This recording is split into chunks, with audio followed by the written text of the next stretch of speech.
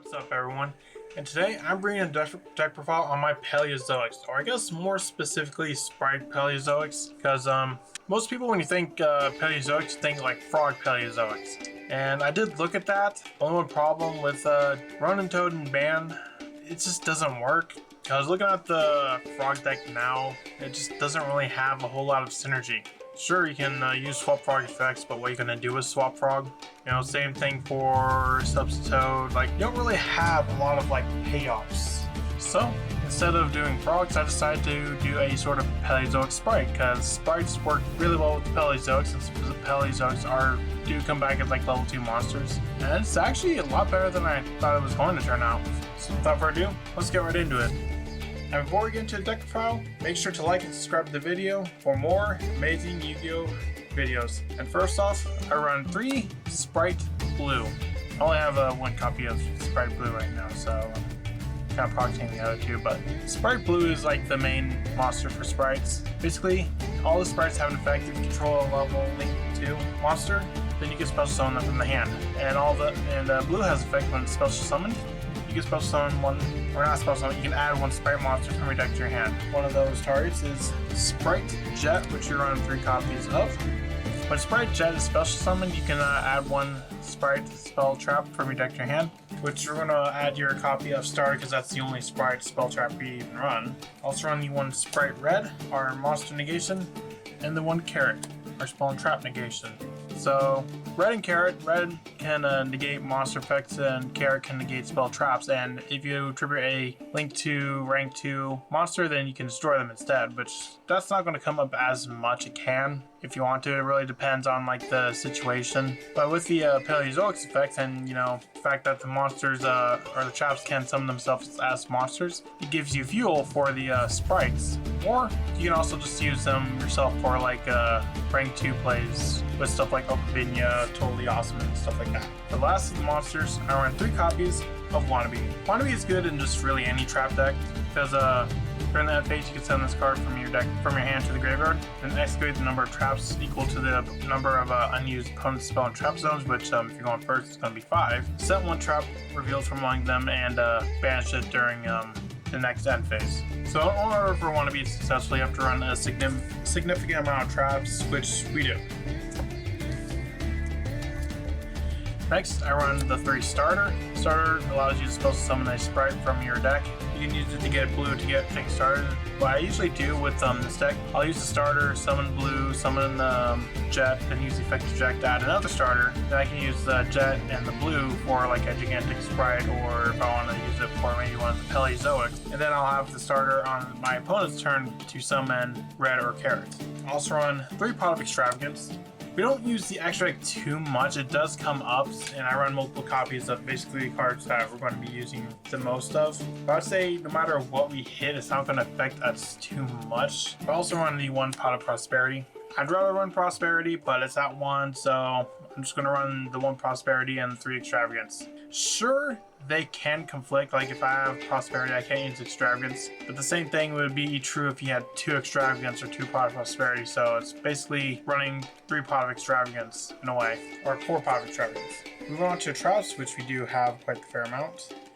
I run 3 Paleozoic Dino-Mischius. Dino-Mischius, you can discard a card to banish 1 card on the field. And the cool thing is that none of this is once per turn. Both the trap effect and the monster summon effect. So if you have multiple Dino-Mischius in the grave, then you can summon multiple. Unfortunately, you can only do like 1 per chain, which I think is really kind of weird. I wish it didn't have that restriction. Then it might be a little bit too strong. I don't really know. I don't think it would be. Traps really aren't too great nowadays anyways, unless you're talking about Labyrinth. But I also run 3 Canadia. Canadia is essentially Book of Moon. I run the 3 copies of Morella. Morella allows you to send 1 trap from your deck to the graveyard, and same as all the rest. If a trap card is activated, you can spell summon it as an effect monster. And lastly, I run 3 copies of Holy Anointings. That's all I run for the Paleozoic traps. I wish we had more Paleozoic traps, or at least better Paleozoic traps. Dino-Mischius is good. Canadia is pretty solid, but Holy Anointings is situational, and Morella's Morella. Since I want to run a lot of traps to trigger the secondary effect of the Paleozoics, or Wannabe, I run 3 copies Device Dragon's Prison, 3 copies of Compulsory Evacuation Device, 1 anti-spell, and 3 imperm.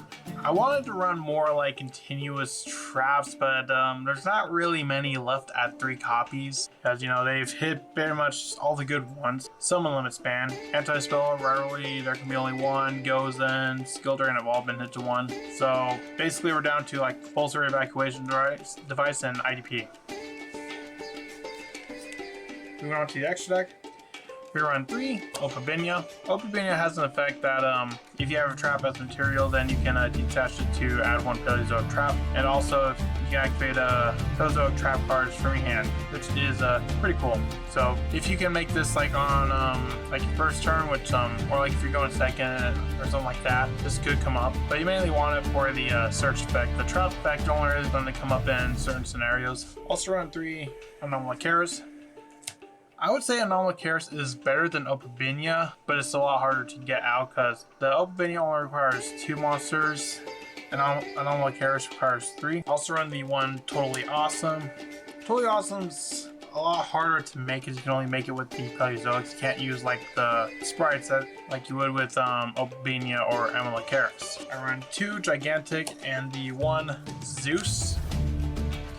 For the Link monsters, I run 3 Paleozoic Cambroroster. I think that's how it's pronounced. It requires 2 Paleozoic monsters, which is a bit unfortunate, but it's also unaffected by the monster's effects, and you can target 1 set card in your spawn trap zone, send it to the graveyard, and if you do, set 1 Paleozoic trap directly from your deck, and it can be activated this turn. If a set card you control will be destroyed by a card effect, you can banish this card from your field or graveyard instead. So it's a little bit of protection for the traps, and there might be more like you can really do with this for the, you know, destroy 1 set to set 1 trap. So I just didn't really find anything to really like abuse that. At least nothing that I really know of or can think of. But overall, it's a pretty good card. Also run the 1 IP, the 1 Nightmare Unicorn, Nightmare Griffin. Griffin is going to be a pretty good card in this deck, mainly because the first effect is just really good with trap-based decks. You know, the discard 1 card, target 1 spell trap from your graveyard, set to your field, that's good. And it's got an additional Floodgate deck that special summon monsters on the field cannot activate their effects unless they are linked. If you link summon this to a, well, and when it's link summoned, it's co-linked, which isn't going to be the easiest thing to do, but if you can get it done, then you're going to be in a good spot. And lastly, I run 1 Axis Code Talker to close games out. Let me know, what do you think of this sort of take on Paleozoics? Let me know in the comments, and I'll see you in the next video I make. Bye.